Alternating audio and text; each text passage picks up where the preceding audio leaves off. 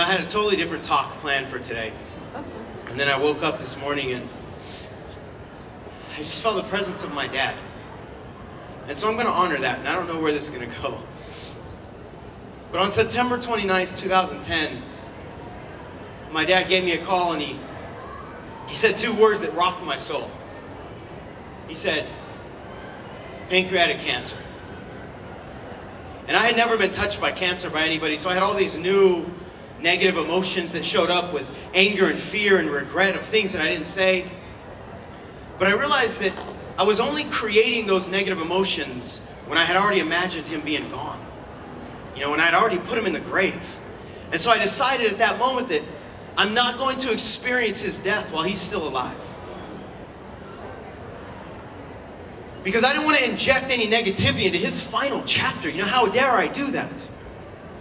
And it gave me the gift of presence.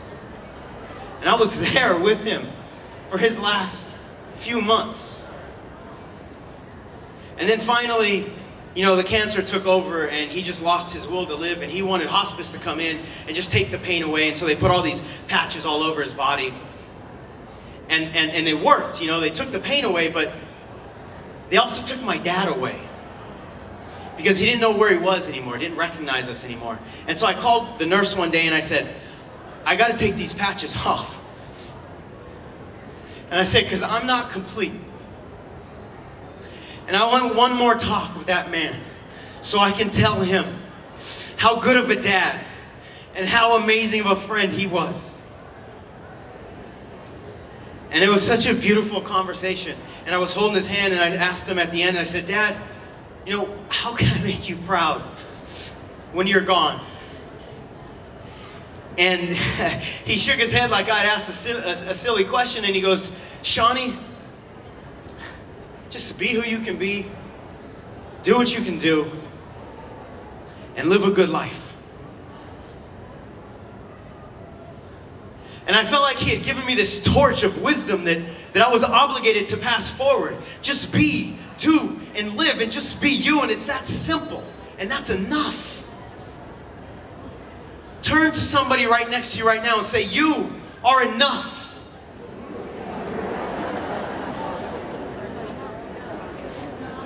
You're enough. We have one lifetime to leave our mark on this planet. We do it by being authentically you. It's about embracing your unique journey. And don't apologize for it. And don't try to hide all of those bumps and bruises and scrapes and stretch marks that you picked up along the way. Because that's where your beauty is.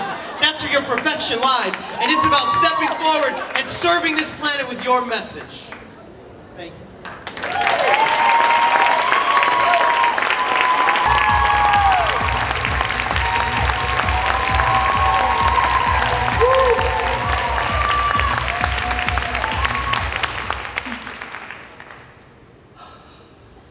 How many of you have a dream or a goal that you didn't take action on because of some doubt or some fear that might have crept up in your head? Anybody? Or is it just me? Okay, good. I lived 26 and a half years of my life believing that I wasn't good enough, believing that I didn't matter, believing that nobody wanted to hear what I had to say. And if those dreams or if those voices are going on in your head, you have to believe you can change that story and you can change your results. Because no matter how checkered your past is, your future is spotless. And one of the things I think is the saddest on the planet, one of the saddest things on the planet is an abandoned dream. So with my short time I have with you today, I just want to inspire you to go for it. Because at the end of your life, it won't matter what goals you got, what goals you missed. What's going to matter is, can you look yourself in the mirror and say, I went for it. I did good. How many of you are in for that? Most people go to their grave with unspent potential, music still inside of them, yet to be played. Don't be one of them. And I almost was. But instead of getting an early death, I received a precious gift, a life lesson that I want to share with you today, because it's not mine to keep. I'm going to take my jacket off for this one, if that's okay. I'll stop there, don't worry about it. It was December 17th, 1986. I'm a 13-year-old kid, and I'm riding my bike to school. and there's a car on the right-hand side that doesn't stop at a stop sign. And so she almost hits me. And in order to avoid getting hit by her, I swerve left hard, right into traffic. And before I could turn my head around to see what was about to happen, I feel the impact. And it was my next door neighbor doing about 50 miles an hour, just went right through me. And so I flip over, I black out somewhere in the air, I land on the ground. And as I come to,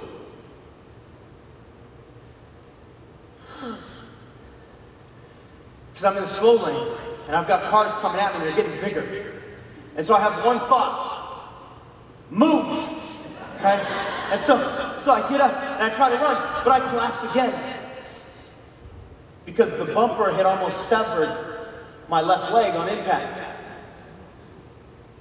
And I truly don't know what happened after that. You know, the next memory that I have is I'm on the sidewalk, and a bunch of people are praying around me. I was given a second chance that day. And my life was completely changed, because remember, I'm a 13-year-old kid. How many of you have 13-year-olds out there? Or had 13-year-olds? How many of you have ever seen a 13-year-old? I just want to make sure we all know what kind of animal we're talking about here. See, I was probably like most 13-year-olds. I was immortal in my own mind until that day. And then I realized that life can end. And the gift that I got that day was that we only get one shot. And it can be taken away at any moment without warning. And if we only have one shot on this planet, and there's a choice between living a life of excellence and settling for mediocrity, how can you settle? I think life is way too short to spend 1 second just chained to the restrictions of the past. We gotta bust through those chains and live life with ferocious passion and curiosity that we used to have when we were kids. You wanna know how life is supposed to be led? Watch the kids.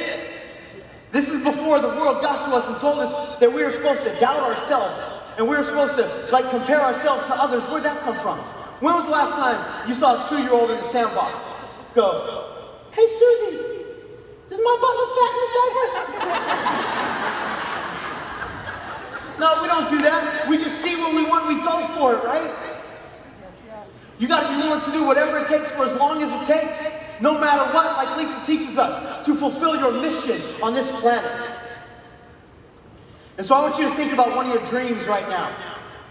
And I want you to imagine that that dream is sitting on top of a big mountain.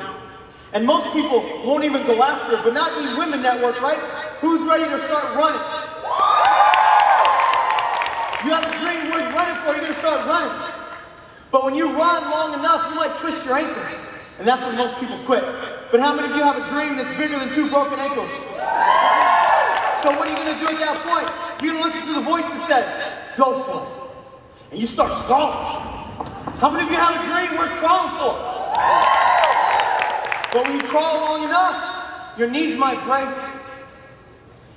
And most people quit, but you're gonna listen to the voice that says, go for it. And so what are you gonna do? You're gonna army crawl. Right? How many of you have a dream worth army crawling for? And when you army crawl long enough, your shoulders might fall off. It happened in Ohio one time. But you're not gonna listen to the doubts, you're gonna listen to that voice that says, go for it. So you're gonna get down and you're gonna start biting. How many of you have a dream worth biting for? Yes. But when your teeth fall out, what are you gonna do then? You're gonna go your way to the top. How many of you have a dream worth gunning for? Go your way to the top.